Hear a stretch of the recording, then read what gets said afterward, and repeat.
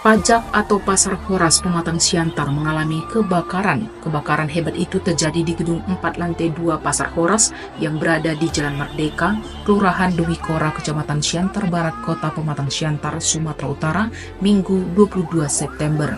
Angin kencang dan kios yang menjual pakaian bekas, burung-burung, ikan asin, dan teri menjadi pemicu api membesar.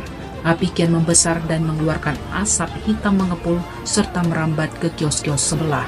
Sementara para pedagang berjuang menyelamatkan barang dagangan sembari berteriak histeris. 5 mobil pemadam kebakaran pemerintah Kota Pematang Siantar dan PT STTTC juga harus bolak-balik mengisi air.